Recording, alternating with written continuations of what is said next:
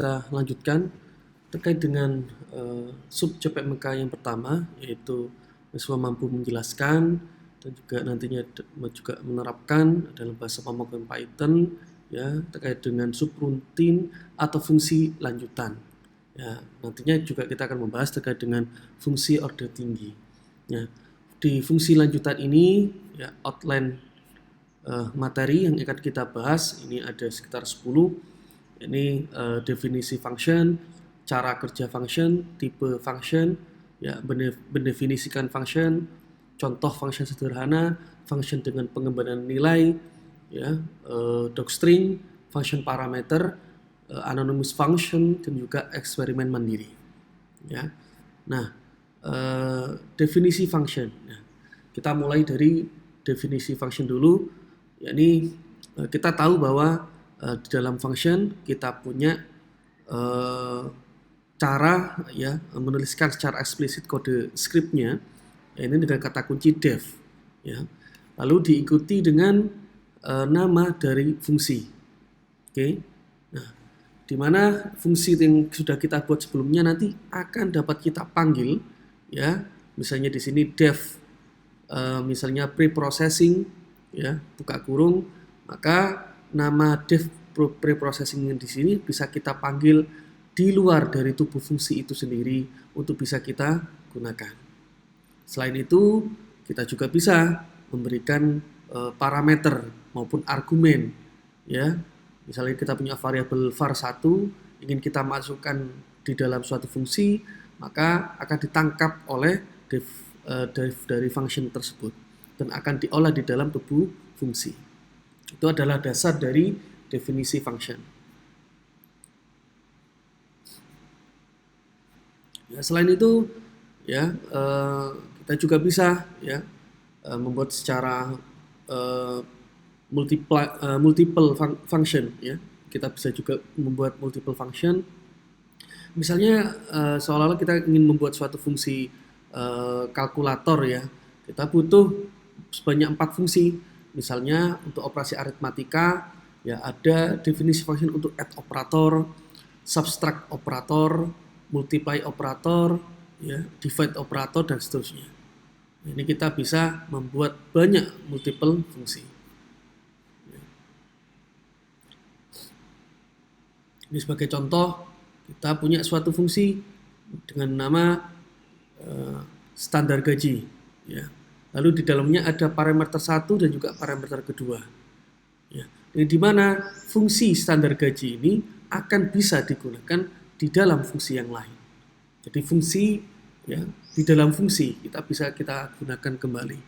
Nah, dan juga pelibatan parameternya kita sesuaikan.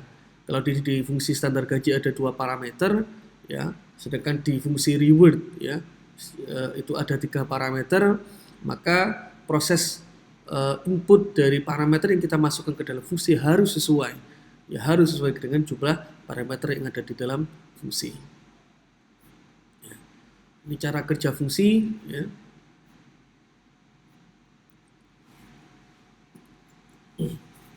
Jadi ketika fungsi itu sudah kita definisikan, lalu kita panggil dalam fungsi, ya, kita bisa panggil di luar tubuh fungsi itu, maka dia akan bisa mengeksekusi sesuai dengan fungsi yang sudah kita definisikan sebelumnya. Ya. Kita ambil materi-materi yang berkaitan dengan yang inti, ya. Tipe function juga dibagi 2, ada fungsi built-in, ada fungsi user defined. Ya. Kalau fungsi built-in, maka ya bawaan ya, fungsi-fungsi atau pustaka mungkin ya juga. Jadi kalau di dalam Python itu kita menyebutkannya ada suatu library, di dalam library itu ada modul, di dalam modul itu ada fungsi. Nah, fungsi-fungsi ini biasanya tersedia ya, tinggal kita pelajari dokumentasinya lalu bisa kita gunakan. Tanpa susah payah untuk membuat fungsi sendiri. Tapi kalau kita ingin membuat fungsi sendiri, kita bisa gunakan ya secara fungsi user defined. Berarti kita yang mendefinisikan sendiri secara eksplisit, secara scratch, mulai dari nol. Gitu. Jadi kita tata, kita buat mulai dari awal sampai ke return value-nya nantinya. gitu. Oke, lalu bagaimana cara mendefinisikan fungsi? Ya, kita sudah tahu ya dengan kata kunci def. Ya, dengan kata kunci def kita bisa gunakan, lalu kita sebutkan ya nama fungsinya. Ya. Lalu jangan lupa dan hati-hati dalam penamaan fungsi jangan sampai menggunakan nama fungsi yang case sensitif. Ya, misalnya menggunakan kata kunci ya def lalu nama fungsinya adalah in atau float ya atau double, yang itu mungkin didefinisikan sebagai nama tipe data, itu jangan. Itu cukup sensitif ya, takutnya nanti penamaan fungsi itu bukan dikenali sebagai fungsi tapi dikenali sebagai tipe data atau mungkin case sensitif yang lainnya. Lalu di bagian ujung ya ini mungkin ada parameter, jangan lupa bagian ujung diberikan titik 2 sebagai penanda akhir dari header fungsi ya. Lalu baru di dalamnya kita bisa definisikan nanti ada badan fungsinya ya, entah nanti mau dibuatkan operator aritmatika atau mau dibuat operator formula yang mungkin advance dan seterusnya, itu bisa. Ini adalah tubuh fungsinya ya. Lalu hati-hati di dalam Python itu cukup sensitif juga terkait dengan indentasi. Jadi ketika setelah titik 2 ini lebih baik di enter sehingga nanti bagian spasi di dalam Python akan menyesuaikan bahwa baris kode yang di bagian ini memang adalah untuk di dalam tubuh fungsi def, bukan menjadi kode baris ya, baris kode yang di luar tubuh fungsi, tapi di dalam tubuh fungsi. Makanya hati-hati di sini setelah kita membuat kode baris di header itu kita enter, maka seharusnya otomatis dia membuat spasi ya, mungkin sebesar 4 spasi mungkin ya, itu untuk menandai bahwa baris kode yang ada di sini adalah memang untuk kode fungsi yang di dalam fungsi yang kita definisikan begitu.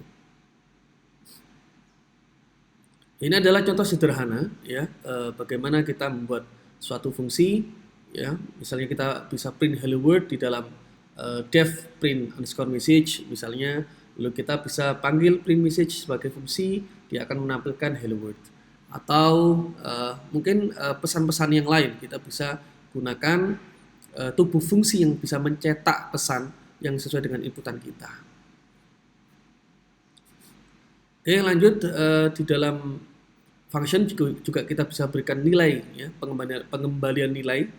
Nah, ini sebagai contoh ya. Misal kita punya sebuah ya, kita punya sebuah fungsi ya. Misalnya kita ingin mengkalikan suatu nilai dengan nilainya sendiri gitu ya. Jadi kalau kita punya nilai 4, kita kalikan 4, totalnya jadi 16. Ini kita bisa buat def square ya dengan parameter lalu kita kalikan dengan n dikalikan dengan n ya, dengan dirinya sendiri. Lalu kita buat variabel result ya, result sama dengan square. Nah, square di sini ada nilai suatu nilai adalah 4 ya.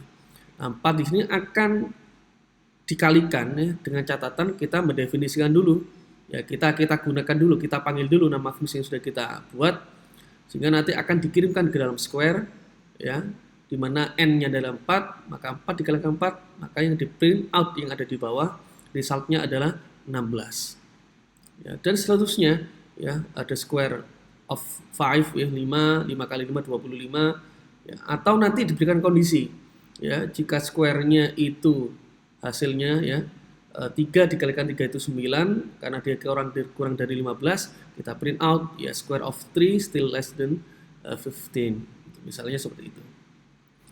Ini adalah function dengan pengembalian nilai ya. Juga terkait dengan swap ya, kita bisa gunakan tuple ya, tuple, struktur data tuple yang bisa menyimpan nilai dari suatu variabel. Jadi kalau kita punya satu nilai ya, kita tukar A, B, kita tukar menjadi B, A, ya, di mana A sama dengan 2, B sama dengan 3, kita kirim sebagai argumen di dalam fungsi, ya, maka posisi 2,3 itu akan ditukar jadi 3,2. Yang dimana nilai X-nya yang awalnya itu 2 akan ditukar menjadi 3. Atau yang B sama dengan 3 ditukar menjadi nilainya ada 2. Nah, di tuple ini adalah di bagian XY-nya ini, yang bisa menyimpan dari return value dari function. Begitu. Oke. Nah, selain itu ada juga docstring ya. Ini adalah untuk mendokumentasikan ya. Biasanya programmer itu perlu membuat penjelasan dokumentatif ya terkait dengan fungsi yang sudah kita buat, sehingga untuk memudahkan programmer lain yang mungkin akan mempelajari atau memahami fungsi ya, tujuan dibuatnya fungsi dari suatu fungsi tertentu gitu ya. Nah, misalnya kita ingin ada ya, misalnya ya. Nah, ini ada function get integer input misalnya. Nah, di mana get integer input ini akan memvalidasi ya bahwa kalau nanti inputannya bukan integer, maka akan diberikan peringatan ya, the input must be an integer misalnya. Nah, di sini kita punya dokumen string ya, di mana dokumen string ini ada penjelasan ya, dengan cara kita menuliskan kode scriptnya itu adalah petik 2 sebanyak 3 kali dan ditutup juga petik 2 3 kali, dan lalu kita berikan deskripsinya begitu ya.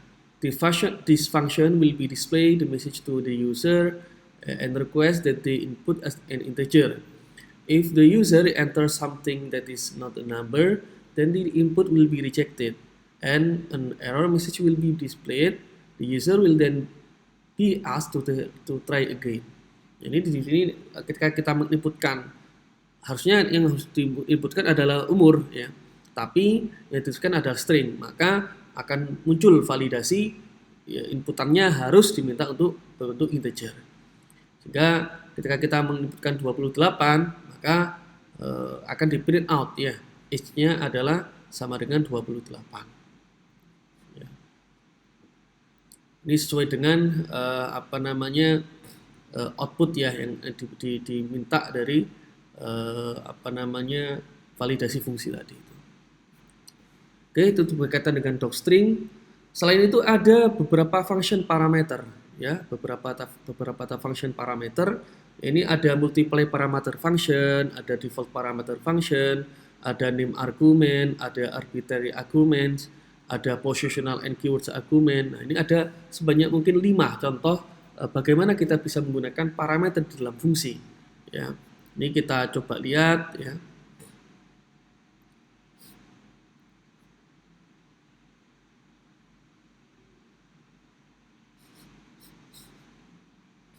Ya, ini jangan bingung ya antara argumen dengan parameter. Ini mohon diperhatikan. Jikalau parameter ya, dia adalah satu variabel yang didefinisikan di bagian header fungsi ya. Tapi kalau argumen ada nilai aktual atau data yang dikirimkan ke fungsi saat dipanggil. Nah, ini kan saat dipanggil ya nama fungsi. Nah, maka jika kita punya satu variabel yang kita kirimkan ke dalam fungsi yang kita panggil, itu namanya argumen. Argumen yang dikirimkan ke dalam fungsi ya nantinya akan menjadi parameter yang diterima oleh fungsi begitu. Itu ya bedanya. Sehingga nanti dia akan diproses dalam tubuh fungsi itu sendiri. Oke, nah ini adalah bentuk-bentuk function parameter ya. Ada multiple parameter function ya. Ya ini sebagai contoh kita punya ya, anggap satu fungsi yang kita panggil ya, ada dua variabel ya. Di sini argumennya ada string Eloise dan juga string hope you like rugby misalnya. Nah, ini akan dikirimkan ya ke dalam fungsi yang akan diterima oleh parameter name dan juga parameter message. Lalu ya, karena di dalam tubuh fungsi ini hanya meng-print out welcome ya, dan juga nama variable name, dan dipisahkan dengan strip, lalu pesan ya dengan variable message, maka dia akan memprint out ya welcome Eloise ya, strip hope you like rugby misalnya. Ini contoh multiple parameter function ya, fungsi parameter ya, banyak begitu ya. Nah, ini juga ada variasi yang lain, ada default parameter values. Jadi kita ingin memberikan suatu nilai ya dalam parameter itu secara default ya, ya sudah, berarti nanti nilainya tidak akan berubah ya. Yang akan di print out adalah ini jika nantinya di dalam pemanggilan fungsi di baris yang lain itu tidak diubah. Tapi kalau di dalam pemanggilan fungsi di dalam argumen itu diubah, maka default dari parameter itu akan diubah oleh dengan nilai yang baru. Yang awalnya welcome Eloise live song and prosper akan diubah dengan welcome Eloise hope you like Python. Begitu. Ini perbedaannya. Ini default parameter. Ya. Lalu ada juga name argumen ya. Ini juga ada. Ini name argumen ya. Jadi kita memberikan penamaan ya. Kita memberikan penamaan suatu argumen langsung ya. Dan juga kita kirimkan ya, kirimkan ke dalam fungsi. Hanya saja di sini juga ada variasi ya, ada title, doktor, prompt, welcome, message. Nah, ini kan disesuaikan dengan susunan yang ada di dalam tubuh fungsi. Gitu. Atau yang lain ada juga arbitrary arguments ya. Nah, misalnya kalau kita tidak mengetahui berapa banyak ya argumen yang akan kita panggil misalnya. Ini bisa menggunakan kata kunci asterisk args ya, argumen, karena argumennya banyak begitu ya. Atau ya yang lain positional and keyword argument. Jadi kita menggunakan kata kunci args ya, dan juga keywords gitu ya. Jadi kalau keywords di sini kita menggunakan ada susunannya antara key dan juga value gitu. Jadi kalau kita punya nilai suatu key ya, sound number 1 has value, ini adalah mungkin sebagai key-nya nanti value-nya adalah Andrew dan seterusnya ya. Dan terakhir mungkin berkaitan dengan anonymous function ya, kita bisa menggunakan kata kunci ya, kata kunci lambda ya. Jadi kalau kita ingin membuat anonymous function ya, penamaan fungsi secara langsung ya, ini bisa kita gunakan double sama dengan lambda i ya, di mana i dikalikan i gitu ya. Nah, misalnya ada angka 10 lalu kita kirimkan ke dalam variabel double dengan fungsi lambda, maka dia akan mengalihkan 10 dikalikan 10 sebanyak 100 gitu.